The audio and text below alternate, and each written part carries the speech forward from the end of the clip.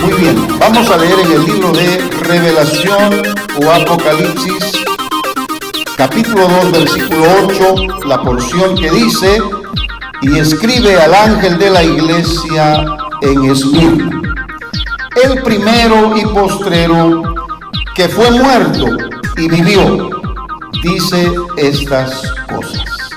Amén. Pueden sentarse, por favor. Continúo con el tema de los tiempos y estamos viendo la serie de iglesias a quienes se les escribió una carta.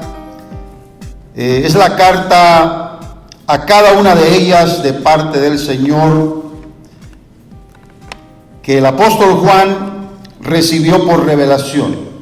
Así que se escribieron estas cartas y hoy nos corresponde ver la carta a la iglesia de Esmirna.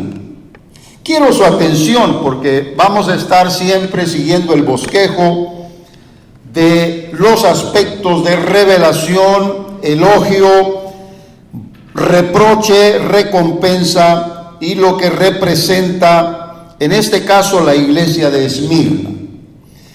Al comenzar con la lectura, vemos lo que es la revelación de Jesucristo a la iglesia de Esmirna. Y vea bien claro el propósito de cada una de estas introducciones. Porque en esta revelación, el Señor Jesucristo se presenta como el primero y el postrero. Eso significa en griego el alfa y la omega. Es decir, el alfa es la primera letra del alfabeto griego y la omega es la última, y está representado como lo tenemos visto allá, alfa y omega. Son letras griegas que hablan del primero y el postrero, o del primero y el último. Pero también en esta revelación Jesucristo dice: el que fue muerto, porque ciertamente murió, pero dice también y vivió, porque Él resucitó de entre los muertos. Él venció a Satanás y venció el pecado y venció a la muerte. Él es el que habla. Yo quiero que usted tome en cuenta que esta es una revelación que no cualquiera puede recibir.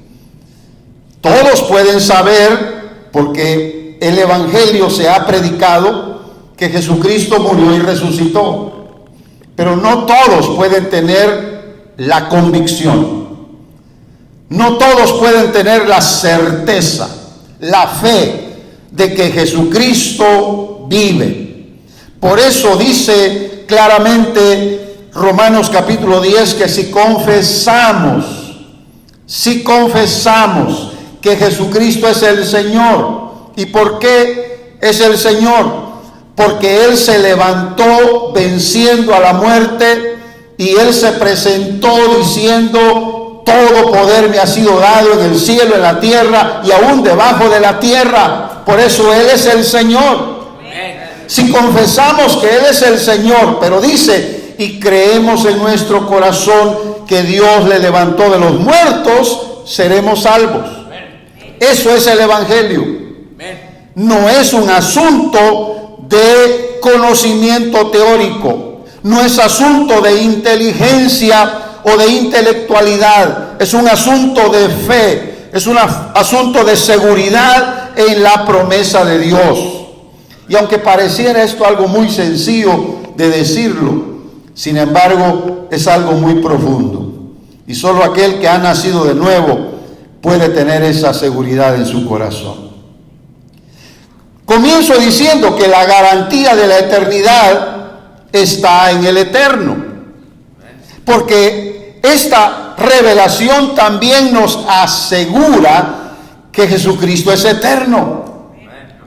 venía de la eternidad para tener parcialmente un tiempo de vida terrenal, porque nació, creció y murió, terrenalmente hablando. Pero cuando se levantó de entre los muertos, cuando resucitó, otra vez toma por el poder del Espíritu Santo la vida que le pertenece, porque Él es Dios y Él es eterno.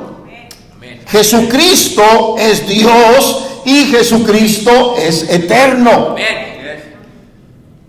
Esas son las partes más difíciles del Evangelio, porque cualquiera nos puede contradecir, cualquiera puede debatirnos de acuerdo a sus conocimientos, de acuerdo a sus pensamientos, a sus ideas, porque esto no se puede comprobar. Usted no tiene una prueba físicamente hablando de que Jesús está vivo. Solamente lo tiene por certeza espiritual, por medio de la fe. Y eso es lo que nadie le podrá arrebatar jamás. Eso es lo que usted posee dentro de sí mismo y nadie se lo podrá quitar. Y yo creo que usted podría decir con seguridad y con alegría: por eso me alegro, por eso me gozo, porque yo sé que esto me pertenece, porque sé que esto es lo que me llevará a la vida eterna y a la gloria de Dios. Amén. Era obvio que en esta carta a la iglesia de Esmirna se diera esta revelación de Jesús como la encarnación del Hijo del Hombre. Porque, como le digo, nació, creció y murió. Como ser humano, Él tenía que presentar esas características. ¿Cómo podía un hombre en aquellos días conocer a Jesús como hombre? Pues viéndolo caminar, viéndolo sudar, viéndolo comer, viendo reír, viendo llorar, viéndolo así, de esa manera, uno podía decir: Él es hombre. Pero ¿cómo podía descubrir su divinidad, su eternidad como Dios? Eso solo tenía que ser una revelación. Por eso, la muerte de Jesús fue un compromiso para la salvación, y su resurrección una garantía para la gloria de los que también, como Él, habrán de morir. Aquí entramos nosotros, cada uno de los que estamos aquí. ¿Cómo sabe usted que va a resucitar? Ya ve que la gente dice: no, muerto el perro, se acabó la rabia. Porque creen únicamente que la vida es solamente terrenal. Pero la vida continúa. El ser humano, quien quiera que sea, ahí incluyo a los ateos, en los que no creen en la eternidad ni en la vida después de la muerte, el ser humano tendrá que morir y un día afrontar la realidad de que del otro lado hay vida. Por lo tanto, la resurrección de Cristo es una garantía de esa eternidad de gloria en Él, porque habrá también eternidad de condenación. Y yo creo que de eso viene a librarnos el Señor por medio del Evangelio. Por eso, si creemos en Él, está seguro por la promesa de Dios que seremos salvos. Dígalo conmigo: yo soy salvo porque he creído en Cristo. Yo soy salvo porque he recibido a Jesús como mi Salvador. Amén. Ahora, note que la iglesia de Esmirna fue una iglesia que sufrió la peor persecución de la historia. Después de los apóstoles, conforme iban muriendo, las mujeres quedaban viudas, si es que no morían junto con todas sus familiares, si es que no morían con su esposo y con sus hijos. Las mujeres, eso lo dice Hebreos capítulo 11, creían que iban a recibir a sus esposos en la resurrección, porque aunque habían muerto por su fe, ellas no perdían la esperanza. Fue una iglesia que tuvo mucho dolor por la persecución. Esa iglesia solo podía recibir el consuelo de parte del Señor y mantenerse firmes por medio de la esperanza. Note que la iglesia de Esmirna, su nombre se deriva de la palabra que significa mirra. Y la mirra es un elemento que al ser machacado, al ser presionado, despide un olor y un aroma exquisito, sabroso, ¿verdad? Eso no puede sentirse, no se puede oler solamente por que es mirra. Tiene que ser precisamente presionado para que pueda entonces fluir en su olor. Eso significaba la iglesia de Esmirna, la iglesia que tenía que ser presionada para sacar su verdadero olor de salvación y de eternidad en Cristo Jesús. Y tenía que dar ese testimonio a los demás. Por eso la presentación del Señor va de acuerdo a lo que la iglesia sufría. Si vas a morir, tienes que saber, iglesia de Esmirna, que yo morí antes por ti. Si vas a sufrir, iglesia de Esmirna, tienes que saber que yo sufrí antes por ti.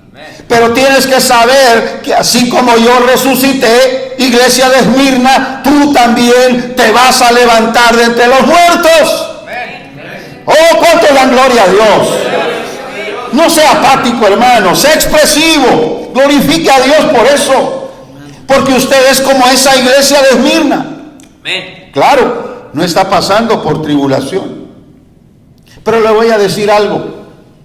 Decía un predicador muy conocido en estos días, una de las promesas bíblicas que poco se aceptan es la que Jesús dijo: en el mundo tendréis aflicción. Parece que eso no va a recibir ningún amén, porque a nadie le gusta saberlo, pero Jesús lo dijo, y lo que Él dice se cumple. Pero Él dijo: más confiad. Yo espero un amén, pero nadie lo dice. ¿Qué dijo Jesús? Más confiad. Yo he vencido al mundo. Así que la promesa tiene una garantía de que nosotros vamos a vencer aún en la muerte, aún en las aflicciones, aún en las persecuciones. Pero también fue el mensaje de los apóstoles. ¿Acaso no decían ellos? Dice la Biblia que consolando a la iglesia decían: es menester que a través de muchas tribulaciones entremos en el reino de Dios. Usted ahorita se puede reír, ahorita puede gozar, usted ahorita puede alegrarse, pero ¿qué cuando hay tribulación? ¿Qué cuando hay persecución? Usted tiene que reconocer que definitivamente esta iglesia representa un pequeño grupo de hijos de Dios también en la actualidad. Por eso hay un elogio. El elogio dice en el verso 9: yo sé tus obras y tu tribulación y tu pobreza. Dice entre paréntesis: pero tú eres rico. Así dice su Biblia. ¿Me está oyendo? Creo que ni Biblia trajo, ¿verdad? Y la blasfemia de los que se dicen ser judíos. ¿Ya lo leyó? O sea que no solamente pasaban por tribulación y pobreza, sino todavía habían personas muy metidas en la iglesia que blasfemaban, daban mal testimonio de la fe a los del mundo, y eso los ponía a ellos en mal. Decían ser judíos y no lo eran, mas dice, son sinagoga de Satanás. Imagínense. Pero aquí está el elogio. Esa iglesia a la cual se refiere la carta con este mensaje de consuelo es la iglesia que se mantiene en la tribulación, en la pobreza y aún en medio de la oposición de los que blasfeman. Por eso tenemos que tomar ese espíritu de esta iglesia, la iglesia de Esmirna. Hacían obras, sí, y una de ellas es que aunque padecían una férrea persecución, se mantenían activos, sirviendo. Amén. Amén. Mire, la palabra tribulación en griego significa presión. Yo les decía el otro día a los hermanos, de los textos más difíciles que con los años me costó entender, está aquella porción que dice, el reino de los cielos se hace fuerza y solo los valientes lo arrebatan. Amén. Ahora, hay otras versiones que dice, el reino de los cielos sufre violencia y solo los violentos lo arrebatan. Y ahí no es como para que alguien diga, ya encontré mi texto, como soy muy violento, ¿verdad? Ahí dice, solo los violentos, por eso soy violento. No, pero tiene que saber contra quién va a ser violento. Amén. Eso significa que si hay blasfemos en oposición, están en contra de la fe y están dando mal testimonio, vamos a ser violentos contra esa presión. Amén. Vamos entonces a ir contra la presión para manifestar que el reino de los cielos permanecerá. Por eso está escrito, y Jesús lo dijo, ni las puertas del infierno prevalecerán contra la iglesia. Más bien la iglesia prevalecerá contra la sinagoga de Satanás. Alabado sea el nombre del Señor. Aleluya. Gloria a Dios. Miren, metafóricamente se aplica lo que es presión como opresión, como aflicción, como angustia, como tribulación, como persecución. Palabras sinónimas dentro del contexto. Por eso el apóstol Pablo decía, la tribulación produce paciencia. Amén. Y no hay ninguna aflicción que pueda separar al creyente del amor de Dios en Cristo Jesús. Según lo dice Romanos capítulo 5, verso 3, y también Romanos capítulo 8, versículo 35. La tribulación produce paciencia. Así que si usted le pide al Señor, Señor, quiero paciencia, pues le van a mandar tribulación. Amén. Sin embargo, no escapamos, hermanos, de ninguna presión del mundo, de ninguna presión contra la fe. Siempre vamos a tener oposición en el mundo, porque el mundo va contrario a nuestra fe, o más bien nosotros vamos contrarios al mundo por nuestra fe.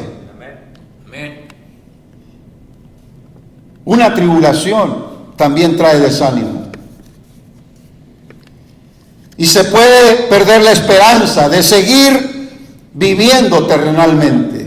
Algunos quisieran morir, algunos quisieran que el Señor viniera allá para escapar posiblemente de esas circunstancias.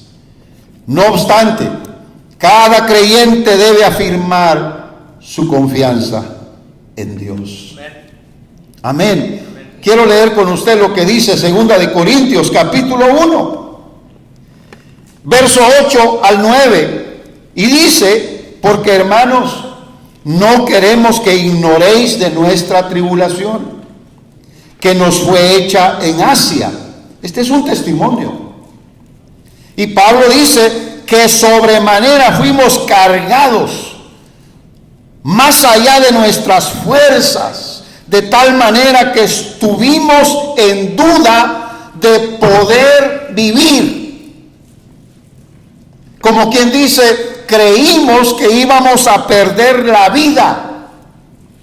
Fue tal la tribulación que ellos vieron muy de cerca la muerte.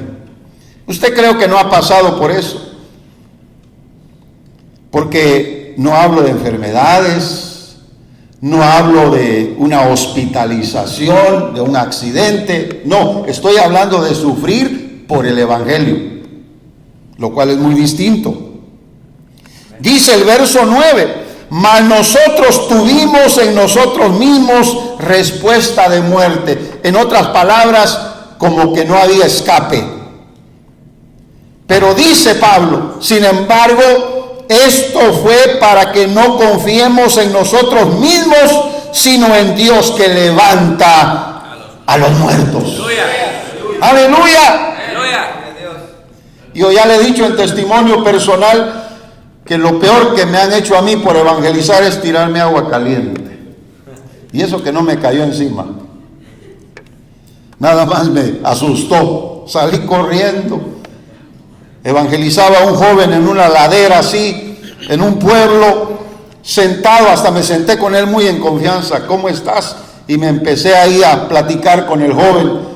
No me di cuenta que su mamá dijo: desgraciados, váyanse fuera de mi casa, con una olla de agua. Yo no sé si fue caliente o fría, pero me la tiró. Salgo corriendo. Ahí sentía que se me paraba el corazón. Así que tenía ya un testimonio, ¿verdad? Gloria a Dios.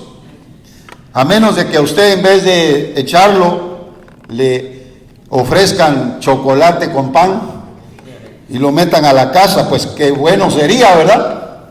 Con que no tenga veneno es todo. Sin embargo, no importa. Aunque bebiéremos cosa mortífera, nada nos podrá hacer daño. Amén. Porque estamos creyendo en la promesa del Señor. Alabado sea su nombre. Por eso Pablo dice: Él es el que nos libró y nos libra de tanta muerte. Hermanos, esta es una realidad. El elogio siempre va a ser para aquellos que son fuertes y valientes, como la iglesia de Esmirna.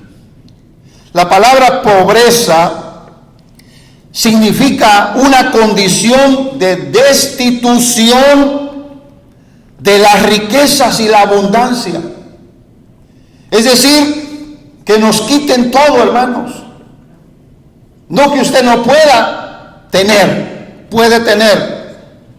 En la bonanza, en la tranquilidad, si no hay presión por su fe, usted va a tener oportunidad hasta de enriquecerse, si puede. Pero ¿qué cuando haya persecución? ¿Qué cuando digan porque eres cristiano ya no hay trabajo? Porque estás ahí hablándole a los demás de tu fe. Así que hasta lo pueden sacar del trabajo. ¿Qué de eso? Cuando le quiten la oportunidad de tener su sueldo, su salario. Esa es la condición de esta iglesia. Todo estaba en contra de ellos. Que los mismos hermanos no podían ser prosperados porque la persecución no se los permitía. Amén. Es decir, llevar a un creyente hasta la indigencia o la mendicidad, hasta el punto de esperar recibir que otros den, que otros ayuden, que otros aporten.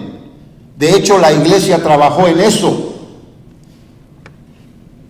Porque usted lee en la Biblia que daban de comer y se cuidaba a las que eran viudas, amén. La iglesia se preparó para eso por la persecución, de tal manera que sí fueron atribulados y empobrecidos, pero por eso el Señor los elogia, porque Dios es quien sostiene y provee a los pobres de este mundo. Alabado sea el nombre del Señor. ¿Quiere leer lo que dice el Salmo 112? Alabado sea su nombre. Mire cómo dice el versículo número 9 de este Salmo. Esparce, Dios esparce o reparte, da a los pobres, su justicia permanece para siempre. Amén. Su cuerno será ensalzado en gloria. Bendito el nombre del Señor. Dios no ha cambiado, hermanos. Él sigue siendo el mismo. Amén. Vaya a 2 de Corintios también, en el capítulo número 9 y en el versículo número 9, y lea conmigo. Como está escrito, derramó, dio a los pobres, su justicia permanece para siempre. La misma promesa del Salmo 112 la repite el apóstol Pablo, porque es el mismo Dios del Antiguo Testamento el que ahora tenemos en el Nuevo Testamento. Amén. Amén. Sea su nombre glorificado. Además, Jesús dijo, hermanos, que la pobreza siempre estaría entre los moradores de la tierra. A los pobres siempre los tendréis entre vosotros, dijo el Señor. Jesús también dijo que el evangelio sería predicado para alcanzar a los pobres. Jesús también dijo que la vida del hombre no consiste en la abundancia o en la riqueza. Amén. Y también Santiago dice que Dios ha escogido a los pobres de este mundo para que sean ricos en fe. En otras palabras, los pobres existen y siempre estarán en medio de nosotros. Claro, nadie quiere ser pobre. Obviamente, todos queremos riqueza.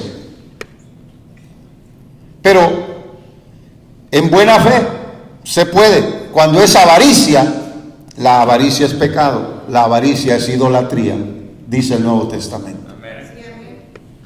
Y a veces muchos, por avaros, no buscan a Dios. Quieren más y más y más. Ya tienen suficiente, pero no importa.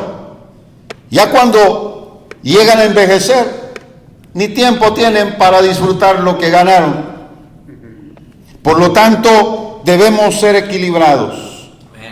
Trabajar, obviamente, porque quien no provee para los suyos es peor que un infiel. Pero no debemos negociar nuestra fe únicamente por tener más de lo que ahora poseemos. Tenemos que ser balanceados. Amén. Yo le digo con seguridad, nada de estas verdades significa que Dios no pueda salvar a los que son pobres. Dios está dispuesto y también puede levantar a los que están en tal condición. Porque algunos a veces le piden a Dios riqueza, le piden a Dios prosperidad, pero no están dispuestos al sacrificio. Y yo sé, hermanos, que Dios conoce el corazón. Mire, a Salomón ni le pidió riquezas y Dios le dio riquezas. Pero es que él conocía el corazón de Salomón. Abraham, el padre de la fe, era un hombre rico y no por ello dejó a un lado de creer en la promesa de Dios.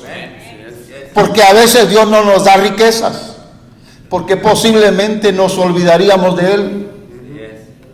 Ahora, si usted dice, yo tengo suficiente, usted ni sabe cuánto tengo, no me interesa. Amén.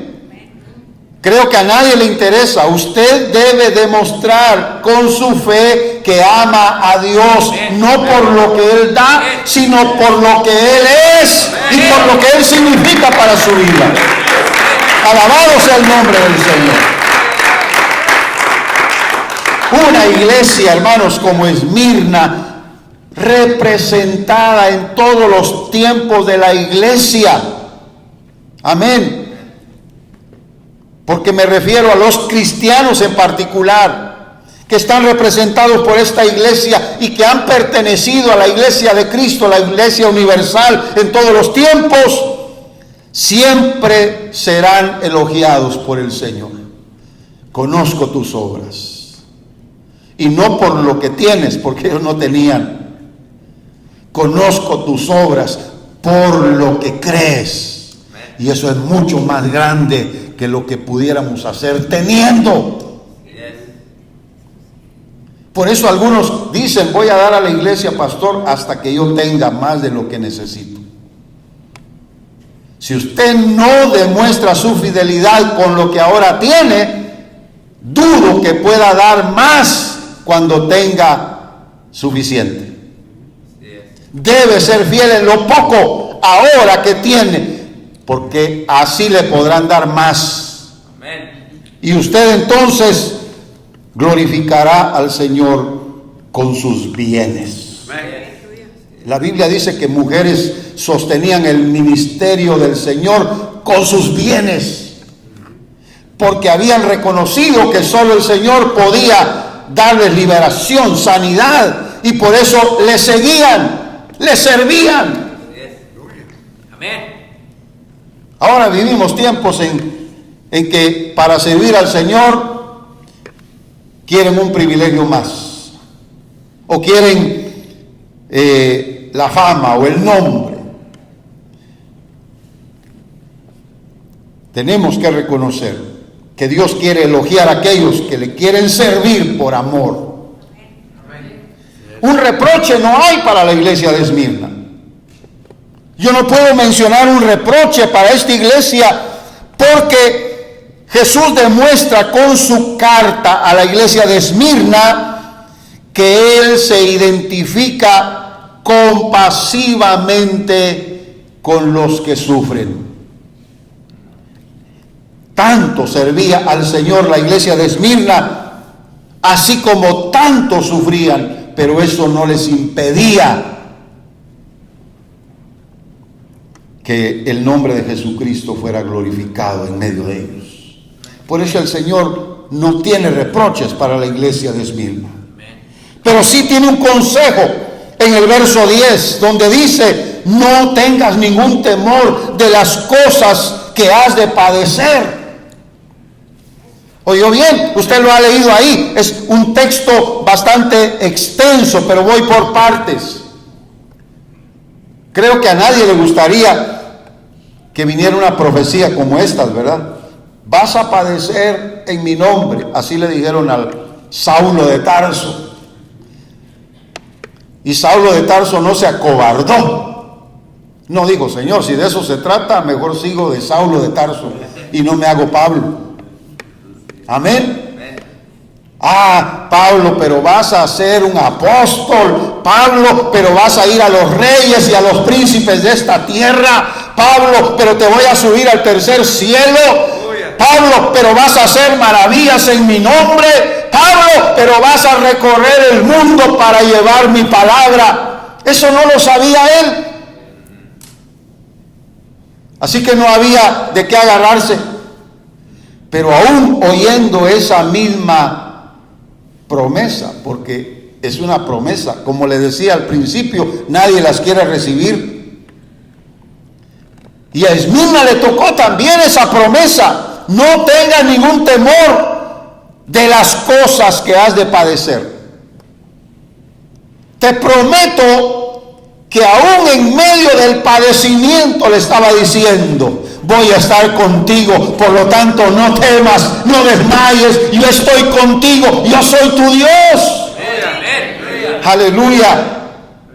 Mire qué dice después: he aquí el diablo ha de enviar a algunos de vosotros a la cárcel para que seáis probados. Uy, diría alguien, ¿verdad? Uy, uy, uy, diría otro por ahí.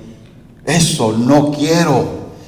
Como que el diablo, que el Señor lo reprenda. Amén.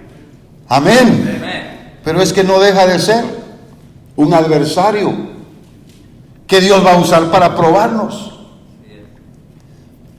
Insisto, no nos gusta,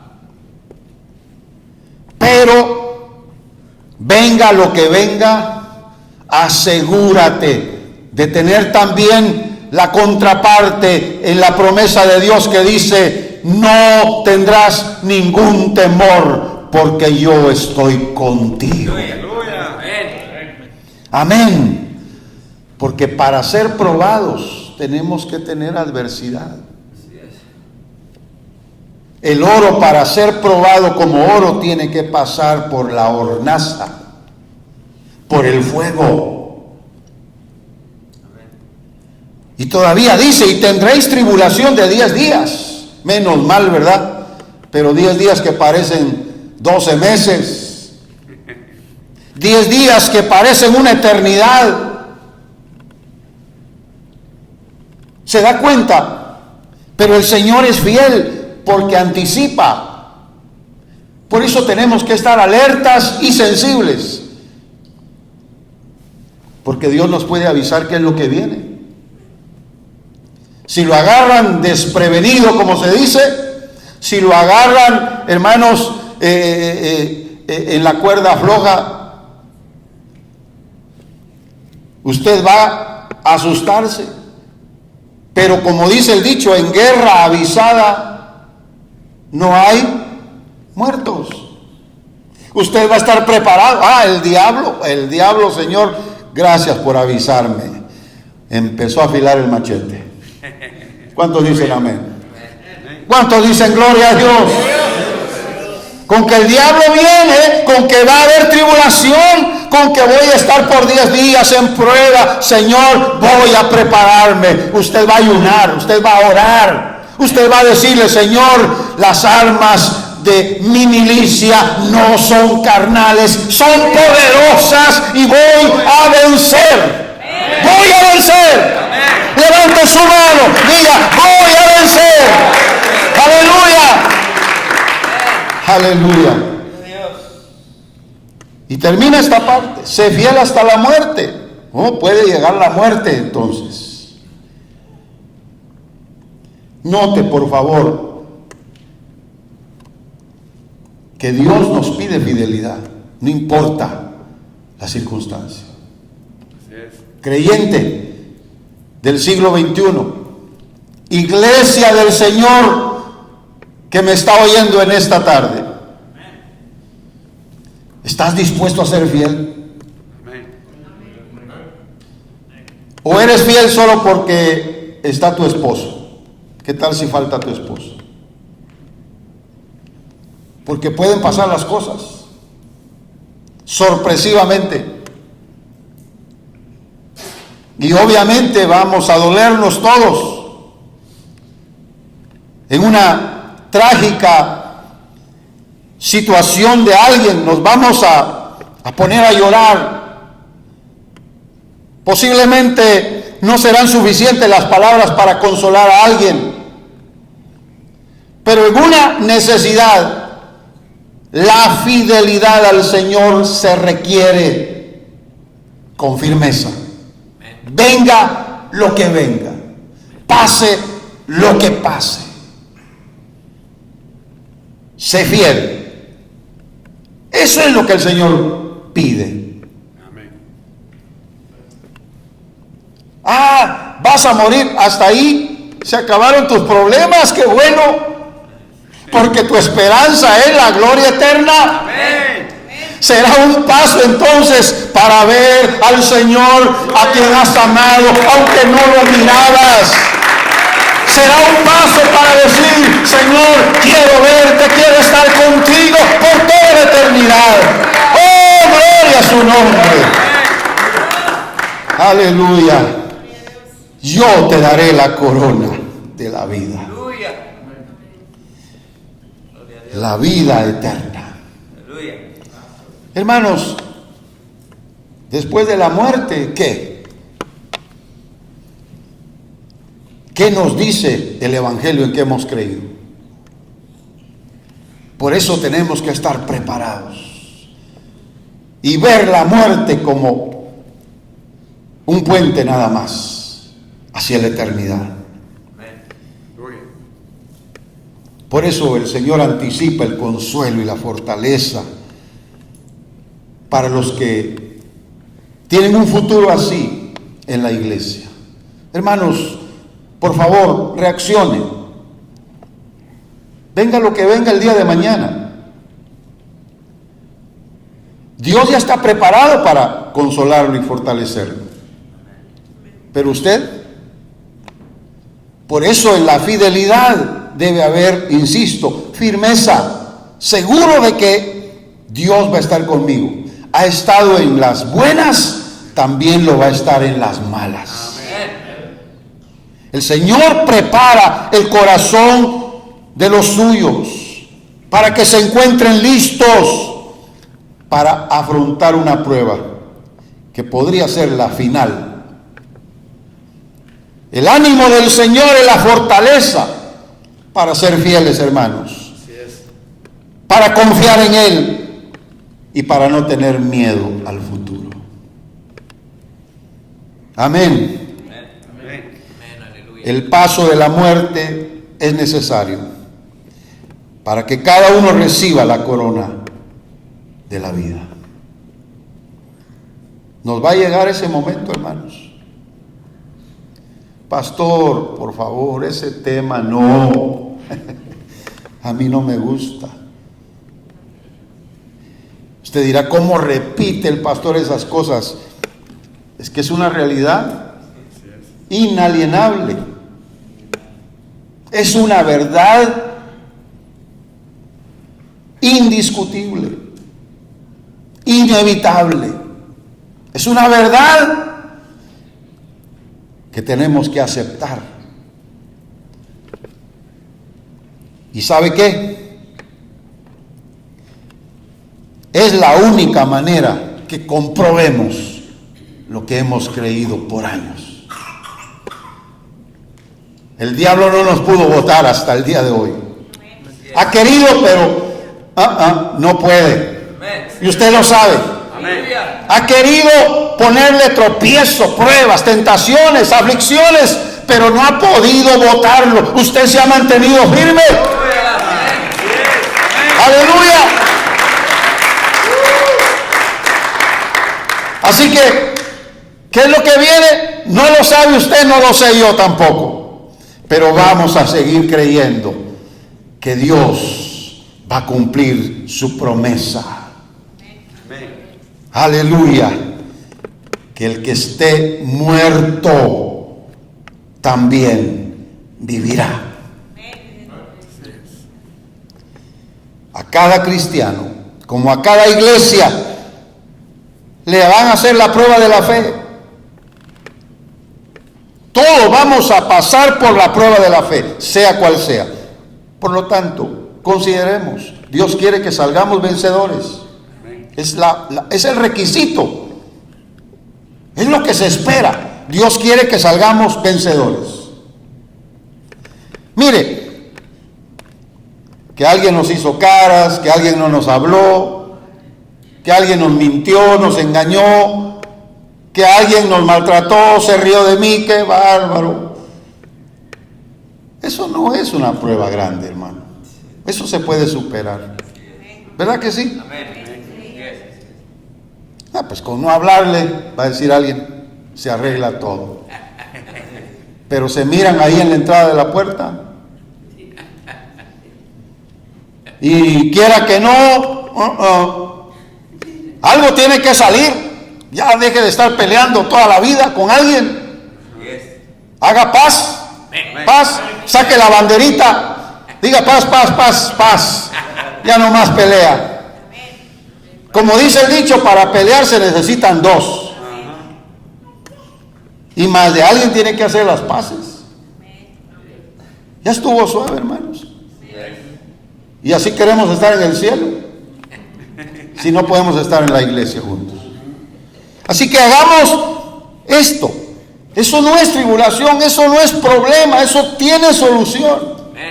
Hay problemas más dificultosos, hay situaciones más difíciles que no las va a arreglar nadie de los que conocemos, por muy cuelludo que sea. Solamente el Señor, con su intervención divina, nos puede sacar adelante. Mire, yo no quiero que usted diga, me fui de la iglesia, pastor. Sí, hace 5 años. Y hasta ahorita lo veo y no me dijo nada. Así ha pasado aquí, hermanos. Se van. ¿Qué pasó? A saber. Pero dígame, ¿dónde va a estar sin problemas? ¿O a dónde va a ir que no hayan problemas? Difícil. Sale de un trabajo y dices que no, hombre, ese trabajo está duro. Y va a otro y peor todavía. Como dice el dicho, del fuego a las brasas, ¿verdad? Lo mismo en otras palabras, hasta peor. Pero hermanos amados, tenemos que considerar que Dios tiene un propósito, que salgamos vencedores de cualquier circunstancia. Amén. Por eso, para la recompensa, dice el verso 11 de Apocalipsis 2, el que tiene oído, oiga lo que el Espíritu dice a las iglesias. El que venciere no recibirá daño de la muerte segunda. ¡Oh, gloria a Dios! ¡Gloria a Dios! ¡Aleluya! Pastor, pero si usted habló de la muerte antes. Sí, es que hay 3 muertes. La muerte espiritual, de ahí ya lo resucitaron si es hijo de Dios. La muerte física posiblemente llegue, como dijo aquí el Señor, pero de la muerte segunda, usted tiene que estar seguro por la fe de que va a salir de ella, porque va a ir directamente donde hay vida. ¡Aleluya! Y donde está el Señor es donde hay vida. El que venciere. Ese es el punto, hermanos. Las cartas son escritas para los vencedores. Y los vencedores van a recibir todo lo que las cartas dicen. Repito, para que lo tomen en cuenta, porque faltan todavía 5 iglesias más. Revelación, elogio, reproche, consejo, recompensa. Tiene que tomar primero la revelación para considerar la recompensa. Es importante. La iglesia del segundo y el tercer siglo, según la historia, tuvo la peor persecución, pero sobrevivieron algunos, y el evangelio continuó, y la palabra escrita siguió todavía a disposición de los fieles y vencedores. ¿Se da cuenta? El diablo quería acabar con todos, anularlos a todos, terminar con el testimonio de muchos, pero no lo logró. Segundo y tercer siglo. Para el siglo XXI, ¿cuántos siglos han pasado? Dígame, ¿cuántos siglos han pasado? más de 17, más de 1700 años. ¿Se da cuenta? Yo quiero que usted se dé cuenta. Vamos a terminar nuestra carrera con gozo, siendo vencedores. No se puede terminar la carrera con gozo si no somos vencedores. Así que esta es la invitación, de acuerdo a esta carta, para usted que ha venido, que está escuchando este mensaje, para usted que también está de alguna manera en sintonía con nosotros. Póngase de pie que vamos a hacer la oración final. Padre Celestial, te doy gracias, porque tu palabra sigue firme y tu promesa seguirá siendo verdadera y nada podrá cambiarla, Señor. Tú cumplirás cada una de tus palabras y cada una de tus promesas estarán ahí para asegurar al que es fiel y al que es firme y vencedor. Y yo quiero ser uno de ellos, Señor.